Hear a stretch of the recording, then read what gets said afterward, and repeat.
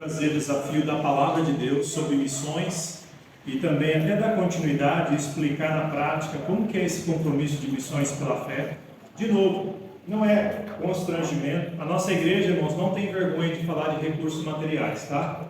Eu tinha vergonha, não, ficava meio sem jeito por muitos anos na minha vida ministerial. Até que eu descobri que Jesus fala mais de assuntos materiais ou até mesmo de finanças do que em vários assuntos que consideramos espirituais. Porque tem a ver com o nosso coração. Interessante, né? Onde está o teu tesouro, está aí o teu coração. Então, para quem é salvo no Senhor Jesus, entender biblicamente, tá? Como lidar com recursos materiais é um sinal de que você é transformado por Jesus, amém? Então, quando você sabe lidar com sabedoria, você é salvo, você é transformado por Jesus. Mas o mundo deturpa, né? Infelizmente, há muitas igrejas que falam só disso, como se a vida cristã fosse prosperidade do começo ao fim, e Deus permite momentos difíceis na nossa vida, né, irmãos? Mas se Deus prospera e abençoa, glória a Deus. Se Deus tira, glória a Deus. Bendito seja o nome do Senhor, amém? Mas com o recurso que Ele nos dá, vamos usar para a glória dele. Então eu vou aqui falar de vários textos da palavra de Deus, também sobre esse compromisso de missões pela fé. Por que o título é Meu Compromisso de Missões pela Fé? O nome desse tipo de campanha de missões é mais conhecido como Promessa de Missões pela Fé. Lá nos Estados Unidos é esse o nome que se dá, mas eu coloquei aqui, eu acho que cabe melhor, meu compromisso. E eu vou palavra por palavra para tentar explicar para você, para que você abrace e tenha a sua convicção, não a minha convicção, não a convicção da nossa igreja, mas a sua convicção diante de Deus com relação a isso. Porque é meu, quer dizer que é um compromisso pessoal, tá? Quando você fala desse cartão e dessa decisão que Deus quer que você tome, ou que você vai orar a respeito, é entre você e Deus, é um compromisso seu e Deus, entre você e Deus. Não é o do pastor, o pastor não vai ficar bisbilhotando, vendo quem vai fazer, quem não vai fazer, é entre você e Deus. Eu prometo isso, tá? Porque é comigo e com Deus, tá? Isso aí. Então é pessoal, é voluntário. Se depois você quiser entregar o cartão vazio ali, ninguém vai saber. Quem vai ficar olhando? Ninguém. Está vazio, amém. Deus te abençoe, Deus vai te abençoar. Glória a Deus. Esse, além de ser pessoal, voluntário, né? Eu tenho o compromisso e a responsabilidade de ensinar a igreja como pastor, tá? Eu não posso simplesmente, como pastor, fazer uma campanha missionária na igreja e falar aqui, ó, Deus abençoe, vamos levantar uma oferta aqui, uma oferta só, sendo que o missionário trabalha lá 24 horas, ele trabalha todo o tempo, né, irmãos, pregando o evangelho, levando almas para Cristo, como acabamos de cantar aqui. E ele abdicou da sua vida profissional aqui, né, para ser registrado, para ter um salário, muitas vezes abdicou de profissões. Lembra que o Aquicil falou aqui para mim, domingo passado, né, para nós, que ele podia ser rico, né? E ele podia ganhar muito dinheiro fazendo outras coisas. E eu ouvi o testemunho do Axil, lembra que no churrasco, o irmão Sebastião, ele deu um testemunho de que os pais dele ficaram meio assim tristes com a decisão dele de ser missionário, né? Porque eles tinham sonhos para o filho tomar um bom emprego, advogado, coisa assim, para entrar dinheiro para a família. Na hora que falou que ia ser missionário, isso meio que deixou a família meio triste, né? Porque os pais se preocupam com o bem-estar dos filhos, não é verdade? Mas, irmãos, quando Deus chama, Deus sempre vai chamar o filho de alguém. Mas a gente quer que seja o filho dos outros, não é isso? Não o meu filho, Senhor. Mas Ele vai chamar o filho de alguém. E se esse alguém é obediente o suficiente para fazer isso, Ele vai fazer um sacrifício, irmãos. Só que Deus é tão bom, que Ele supre. E Ele não avisa antes como é que vai ser. Depois que Ele chama, que a pessoa é obediente, Deus vai usar várias maneiras, e uma delas é através de igrejas locais como a nossa, que vai falar, eu vou me comprometer, eu vou fazer a minha parte, então é meu, é entre você e Deus, e é um compromisso, né? Por que é um compromisso? Muito mais do que um compromisso com a igreja, que você vai marcar e jogar o papel ali no gasofilácio, é um compromisso entre você e Deus, porque Deus está vendo, tá? Deus é muito sério, irmãos, com as nossas palavras. Quando nós nos comprometemos com algo, devemos honrar isso, tá? Hoje em dia as palavras não valem muito, infelizmente, né? Então a gente tem documentos, tem burocracias, mas lembra aquela época em que as pessoas falavam e apertavam a mão e aquilo já era o suficiente? Imagina na época da Bíblia, onde a pessoa dava a palavra e ele cumpria até o final porque ele deu a palavra. Então queremos voltar, irmãos, a esse tipo de código de honra bíblico, a você não prometa, a você não prometer nada, não se comprometa a isso se você não estiver disposto a cumprir. Eu falo para você, não assina o papel, não põe lá, deixa em branco, tá? Deus não vai pesar sobre você, ninguém vai falar nada, mas se você orou e assumiu qualquer compromisso, você vai falar assim como está naquele cartão, né? Pela graça de Deus e na dependência dele, eu me comprometo a orar e contribuir assim. Lógico, irmãos, ninguém sabe o dia da manhã, só Deus sabe. Você vai fazer o seu melhor. Vai que você fala, eu vou fazer isso e perde o emprego amanhã. Deus não é injusto, Deus não é cruel. É Deus que nos supre as necessidades. Então você vai ganhar 0, você vai dar 0, né? Deus não vai cobrar de você. Tudo que Deus pede é porcentualidade, né? Você seja fiel na proporção que Ele é fiel com você.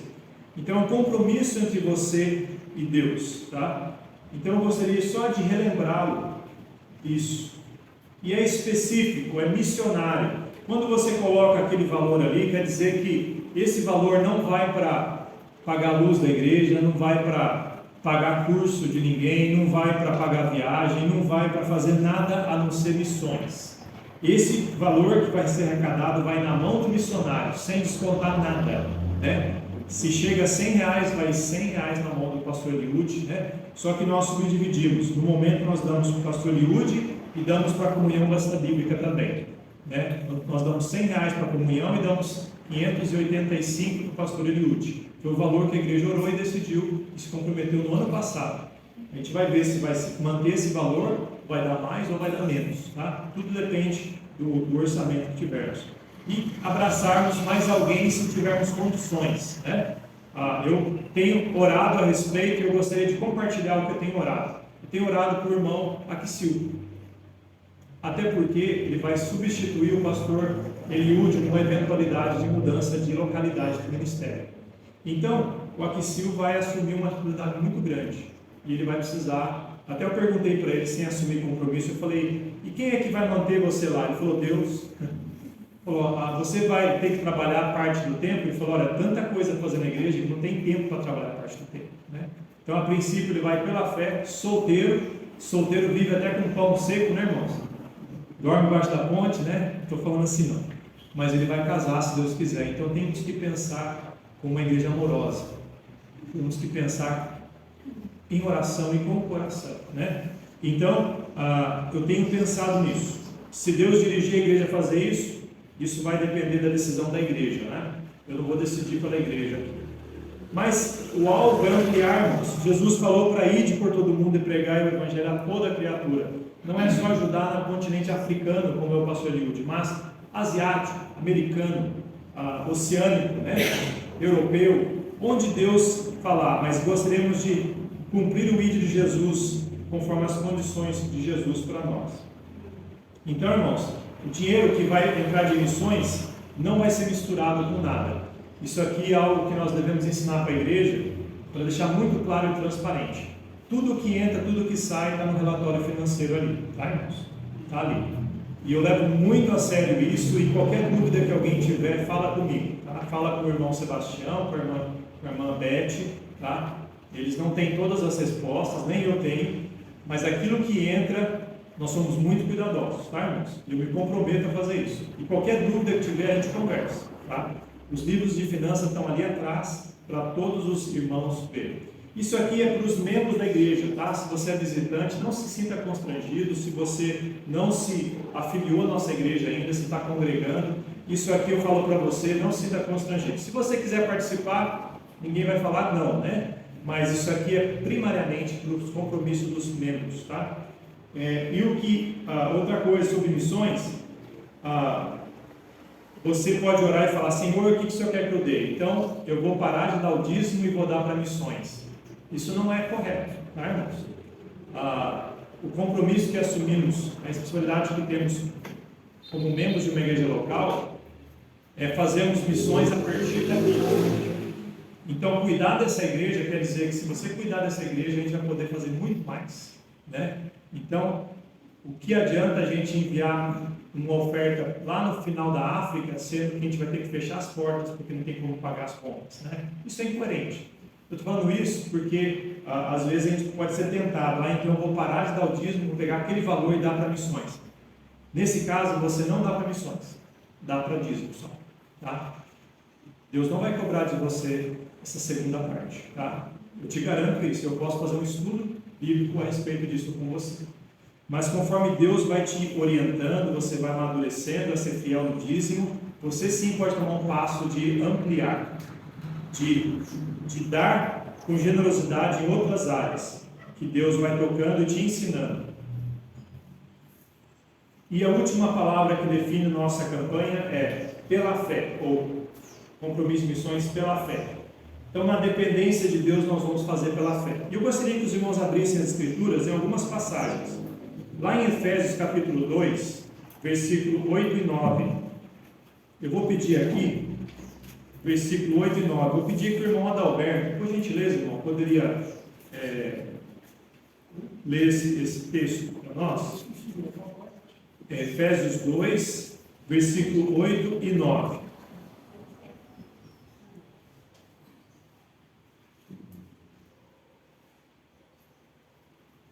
Efésios 2, versículo 8 e 9.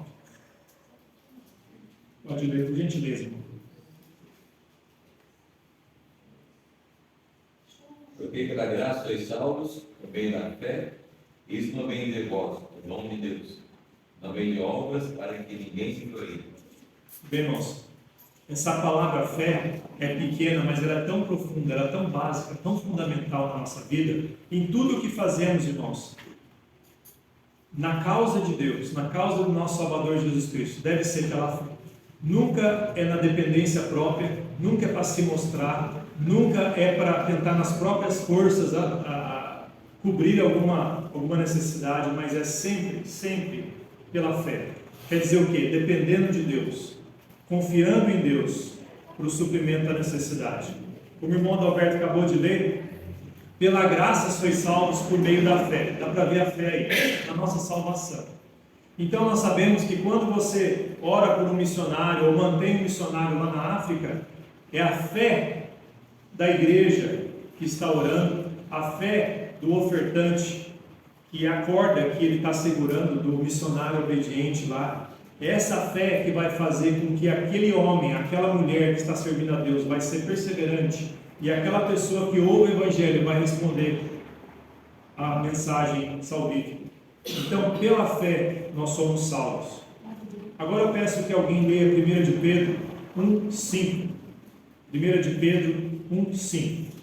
E mediante a fé estáis guardados na virtude de Deus para a salvação, já prestes para se revelar no último tempo. Além da fé nos salvar, nós somos salvos pela fé, né? Mediante a graça de Deus, ou mediante a fé. Essa mesma fé nos guarda salvos e nos guarda andando no caminho de Deus. Como Pedro bem disse aqui, mediante a fé estáis guardados. O missionário, irmãos, ele vai para o campo e ele precisa viver não só no final de semana pregando, mas durante a semana, discipulando, orando, passando por opressões espirituais. Você já percebeu que quando você decide servir a Deus, qualquer coisa na igreja, você assume um compromisso, um cargo na igreja, vem tribulação. Já percebeu isso? Só faz assim com a cabeça. Isso é realidade para você? O negócio aperta quando você fala, Senhor, me use. Interessante. Quando você não fala, parece que está tudo bem. Está tudo bem.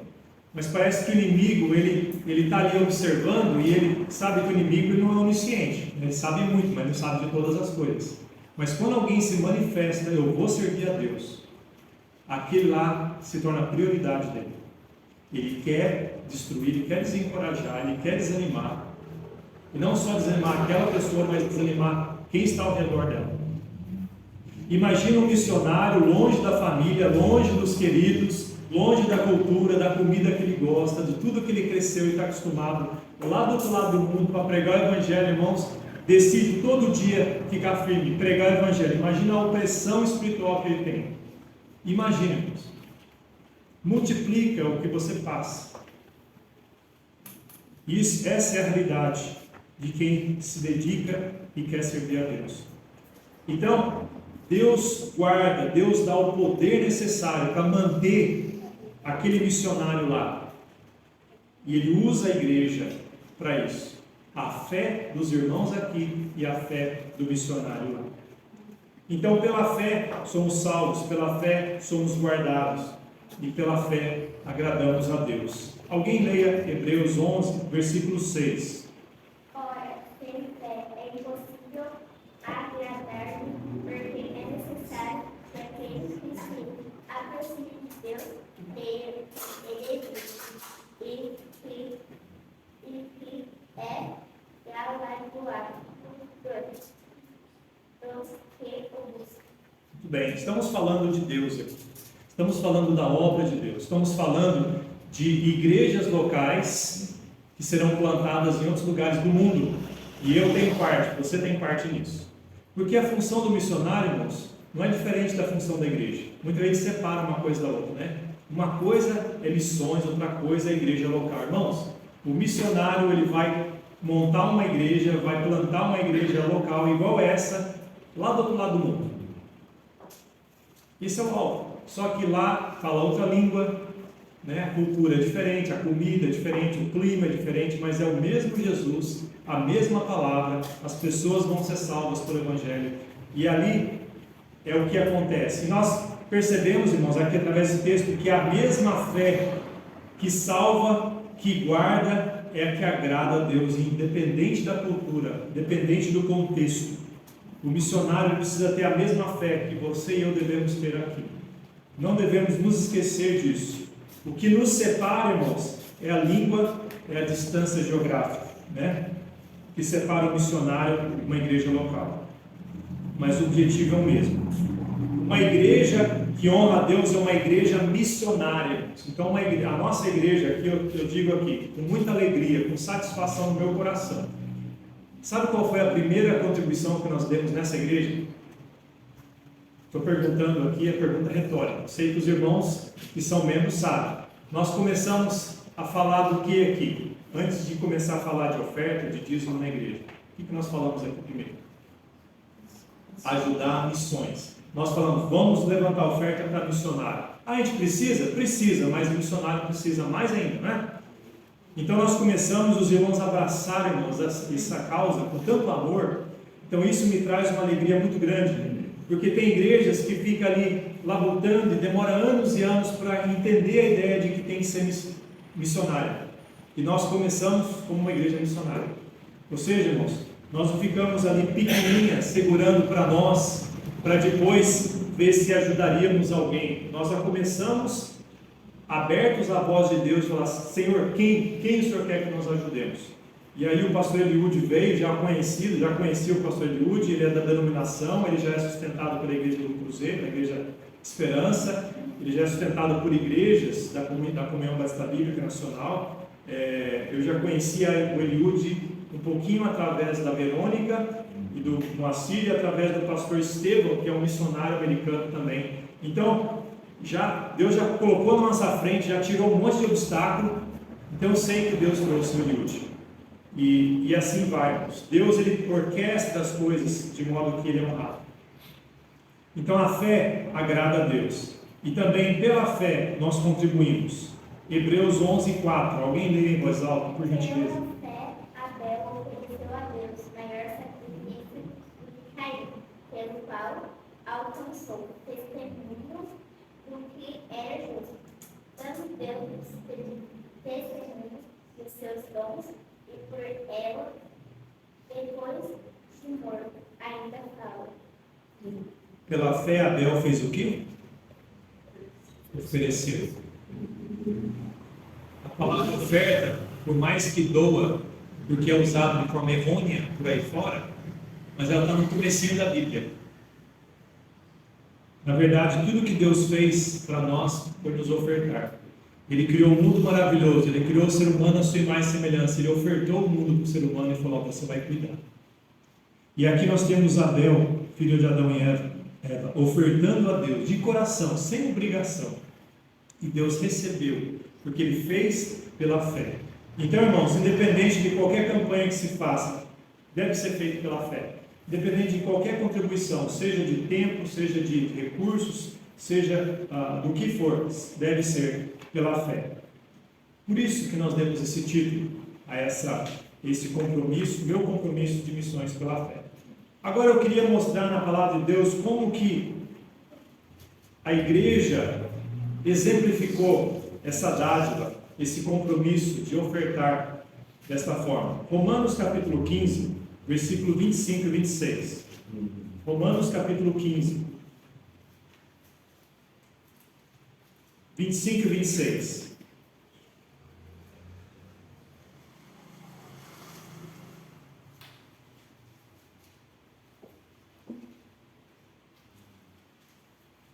Mas agora vou a Jerusalém para ministrar aos santos, porque pareceu bem a Macedônia e a Acaia fazer uma coleta para os pobres entre os santos que estão em Jerusalém.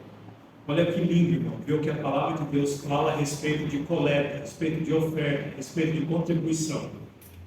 Eu não vejo nada forçado aqui, eu não vejo nada artificial aqui, mas eu vejo algo intencional, ou seja, foi feito porque eles queriam. Eu vejo algo que foi planejado aqui, que foi programado aqui. Eu vejo algo que foi espontâneo aqui. E eu vejo algo que partiu do próprio povo de Deus aqui. Você não percebe isso? Olha aqui, ó. Paulo está falando: mas agora eu vou a Jerusalém para ministrar aos santos. Então Paulo estava plantando igrejas, um monte de lugar. E aqui Paulo está falando com os romanos, com os irmãos lá de Roma, da Itália, né? E falou: agora eu vou voltar para Jerusalém, para ministrar aos irmãos que estão lá, aos santos que estão lá. Porque pareceu bem a Macedônia e a Acaia. Essa região, Macedônia e Acaia, é a região da Grécia, da atual Grécia, irmãos. As igrejas que foram plantadas por Paulo, os crentes em Jesus daquela região, eles decidiram fazer isso, porque pareceu bem a Macedônia e a Acaia fazer uma coleta para os pobres dentre os santos que estão em Jerusalém. O Evangelho, irmãos, começou em que região? Em que região que Jesus falou para os seus discípulos: permanecei em Jerusalém, e eis que descerá sobre vós o poder do Espírito Santo, e semeeis testemunhas tanto em Jerusalém, como em toda a Judéia, Samaria e até os confins da terra. Agora, o Evangelho está indo aos confins da terra. Já chegou a Roma, já chegou a Grécia, ou seja, estão na Europa agora. E agora os irmãos da Europa falaram assim: estamos sabendo que os irmãos lá de Jerusalém estão precisando de recursos, estão passando por dificuldades, estão na pobreza. O que nós vamos fazer? Vamos orar por eles? Sim, vamos orar. O que mais? Vamos fazer uma oferta para eles. Vamos juntar aqui. Vamos ver o que a gente pode fazer. Interessante, irmãos, que eles fizeram isso, como eu falei, de coração, espontaneamente, mas planejado. Então, para você fazer uma coleta, você precisa se programar. Tem que ter alguém instruindo: vamos fazer isso, vamos recolher, até tal dia, vamos pegar isso, agora alguém vai levar. Então, Paulo fez isso, foi representante. Imagina a alegria de Paulo, irmãos. Ele vê que almas salvas dentre os gentios, pessoas a quem ele levou o Evangelho, agora estão querendo ajudar outros irmãos pela fé. De coração.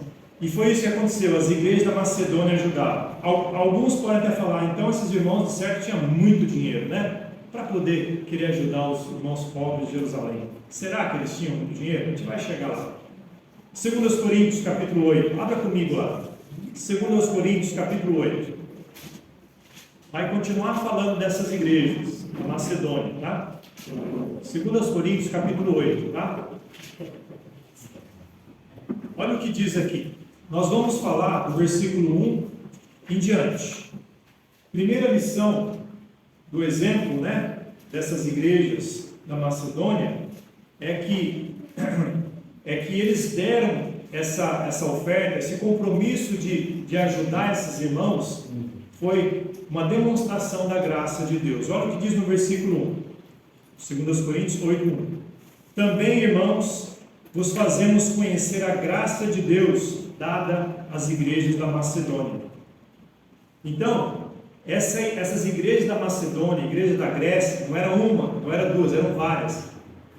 Eles foram agraciados por Deus. Primeiro, com o Evangelho. Segundo, porque eles aprenderam, porque eles foram amadurecidos a viver pela fé, a fazer alguma coisa com a fé. A fé deles não era uma coisa que era só domingo que acontecia. Quando ia na igreja, cantava uma música bonita e orava e ia embora. Não, irmãos, era uma fé que queimava o coração de segunda a segunda. Eles falavam, o que eu posso fazer? Jesus me salvou do inferno, me levar para o céu, e agora eu quero fazer alguma coisa para Ele. Não porque eu sou obrigado, não porque eu vou ganhar o céu, já ganhei. É porque eu já ganhei o céu que eu quero fazer alguma coisa.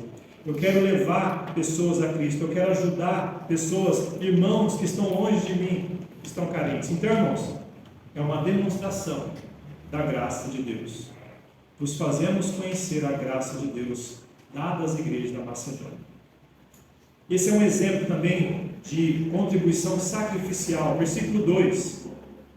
Como em muita prova de tribulação houve abundância do seu gozo, e como a sua profunda pobreza abundou em riquezas de sua generosidade. E esses irmãos, de acordo com esse versículo, irmãos, e a palavra de Deus não mente, Deus não mente, fala que eles viviam em tribulação, ou seja, as coisas não estavam boas para eles. Eles queriam ajudar irmãos lá de Jerusalém, na tribulação, mas eles mesmos viviam em tribulação. Olha, como em muita prova de tribulação, houve abundância do seu gozo. Mesmo em tribulação, eles tinham alegria. Então isso prova que é possível você estar em tribulação e você ter alegria. Amém, irmãos? Eu não sei você, mas a gente foge de problema, não é verdade? Mas só pela lista de pessoas que a gente orou hoje à noite, a gente sabe que a gente está longe de ficar sem problemas, né? Porque cada semana a gente tem alguém que está enfermo, alguém que está com um problema, e a gente, como igreja, a gente ora, a gente pede para Deus, a gente ora uns pelos outros, irmãos. A gente está às vezes com o braço direito machucado, orando para quem está com o braço esquerdo machucado, mas a gente está orando um pelo outro. E isso é igreja, irmãos. Pessoas que precisam uns dos outros e todos precisam de Jesus, tá? A igreja, ela não é independente, ela é interdependente, é diferente, tá? Talvez eu podíamos nos denominar como igreja interdependente. Alguém falar, que tipo de igreja que é? A igreja batista é independente. Não, a igreja batista é interdependente. Só que ia ficar estranho, né? Você tem que explicar o porquê. Mas é essa a razão, irmãos. Nós dependemos uns dos outros, que dependemos de Deus. Mas é possível você, na tribulação, ter alegria de verdade. Não uma alegria falsa, uma alegria de verdade. Como em sua profunda pobreza, agora está aqui. Além de eles serem tribulados, eles eram alegres, mas eles também tinham pobreza, e era profunda pobreza, irmãos. Isso aqui prova que não existe limite. Se você quiser fazer alguma coisa para Deus, nada te impede. Porque Deus não está preocupado com zeros que vem depois do número. A preocupação de Deus é com o coração que vem antes do número. E eu queria que os irmãos abrissem a palavra de Deus em Lucas 21, versículo 2 a 4. E alguém lê em voz alta, porque aqui está o exemplo de alguém que chamou a atenção do próprio Jesus quando deu. Lucas capítulo 2, ou 21. Lucas 21, do 2 a 4. Alguém lê em voz alta. Lucas 21, 2 a 4. E viu também uma pobre viúva lançar ali 2 pequenas moedas. E disse: em verdade vos digo que lançou mais do que todos esta pobre viúva. Porque todos aqueles deitaram para as ofertas de Deus do que lhes sobejavam. Mas esta, da sua pobreza, deitou todo o sustento que tinha. Quando algo chama a atenção de Jesus, é porque algo foi realmente bom. Então, dá para ver que Jesus não está preocupado com a quantidade de dinheiro que alguém dá, bom, irmãos? Mas com o coração. Coração que leva você a dar qualquer coisa, nem que for aquela moedinha, né? Eu nunca me preocupei, irmãos, com isso. Eu já ouvi até pastores falar, tipo assim, você não vai dar isso aí para Deus, né? Deus merece mais. É claro que Deus merece. Irmãos, eu não consigo dar o que Deus merece. Eu nunca vou conseguir. Se eu fosse bilionário, eu não conseguiria dar o que Deus merece. Mas Deus quer o coração, muito mais do que os recursos que Ele já me deu, que não é meu, é dele, né? Deus quer o coração. Então, irmãos, o encorajamento como pastor que eu dou para você, ora, deixa Deus tocar no seu coração. Deixa Deus. É você e Deus. Eu não quero saber. Então, Paulo, ele viu que essa igreja, na pobreza, eles queriam participar, eles queriam fazer alguma coisa. E ele continua no versículo aqui, de 2 Coríntios 8, versículo 2, né? Como em muita prova de tribulação, houve abundância do seu gozo. E como a sua profunda pobreza abundou em riquezas da sua generosidade. Então, na tribulação teve alegria, na pobreza teve generosidade. Dá para ver, irmãos, o que Deus faz com o pouco. Deus é especialista em pegar o pouco e pegar aquilo que não é, e pegar aquilo que nós achamos que não vale nada e transformar em algo valioso. Então o padrão do mundo é sempre olhar para a aparência, mas Deus vê o coração. E é isso, é com esse tipo de atitude que eu queria falar para os irmãos. Esses irmãos deram sacrificialmente, porque foi para Deus, foi de coração. Jesus Cristo foi citado uma certa feita em Atos capítulo 20, versículo 35. Aqui, alguém dizendo: tenho-vos mostrado em tudo que trabalhando assim é necessário auxiliar os enfermos e recordar as palavras do Senhor Jesus, que disse: mais bem-aventurada coisa é dar do que receber. Está vendo como que a Bíblia está cheia de lições sobre dar e receber? Mas não devemos ficar constrangidos em nenhum momento, porque a Bíblia está falando. Além disso, essa igreja dava voluntariamente, ou seja, era porque eles queriam, eles se ofereciam para dar. Aí o versículo 3 diz: porque segundo o seu poder, o que eu mesmo testifico, e ainda acima do seu poder, deram voluntariamente. Olha, irmãos, Paulo conhecia suas ovelhas. E Paulo fala: olha, segundo o que eles podiam dar. Eles não davam aqui um monte, eles davam aquele valor ali, sabe? Suado, aquele valor com dificuldade. Mas Paulo conhecia tanto aquelas pessoas que ele sabia: eu conheço aquela pessoa, eu conheço o seu Zé. Eu sei que ele tem dificuldade, eu sei que ele vende ovo para viver durante a semana. Eu sei que se quebrar um daqueles ovos vai fazer diferença, mas ele quer dar para missões. Então o que Paulo está falando aqui, irmãos? Segundo o seu poder, o que eu mesmo testifico, porque eu sei o que eles passam. E acima do seu poder, quer dizer que o seu Zé que dá ovo, ele vai fazer alguma coisa para ter um pouquinho a mais, para ainda dar mais. Ou seja, ele está indo além, está andando uma milha a mais. Isso é dar voluntariamente, irmãos, é dar porque quer. E quando Paulo talvez em algum momento falou: olha, não dá, eu sei que você não tem que dar, você não tem nem para você, sabe o que eles faziam, irmãos? Eles não gostavam que Paulo fazia. Sabe por que eu estou falando isso? Porque olha o que o versículo 4 diz: pedindo-nos com muito rogos que aceitássemos a graça e a comunicação desse serviço, que se fazia para com os santos. Hoje em dia as pessoas brigam para não dar e ficam ofendidas quando você fala sobre esse assunto. Mas aqueles irmãos brigavam, sabe para quê, irmãos? Porque eles queriam dar. Falando: Paulo, eu estou pedindo para você, eu quero fazer, não me impeça, porque eu quero fazer. Então Paulo deu um passo para trás e falou: olha, eles querem, eles estão pedindo para mim que eles querem dar. Isso é uma igreja, irmãos, madura, uma igreja que foi abençoada por Deus primeiro, para que ela possa abençoar outros. Então, irmãos, essa oferta foi uma forma de comunhão. Quando você impede pessoas de fazerem parte de missões dessa forma, você está falando para elas: não, o que você tem não vai ajudar em nada, então você fica aí com o que você tem, tá bom. Você está tirando o privilégio daquela pessoa de abençoar outros, porque isso é um privilégio, tá? Eu não sei se você já teve a sensação de fazer diferença na vida de alguém. É muito bom mesmo, né? De você ver um sorriso de alguém quando você faz alguma coisa. E nem tem que ser muito, irmãos, às vezes é o gesto, é o coração, é a atitude.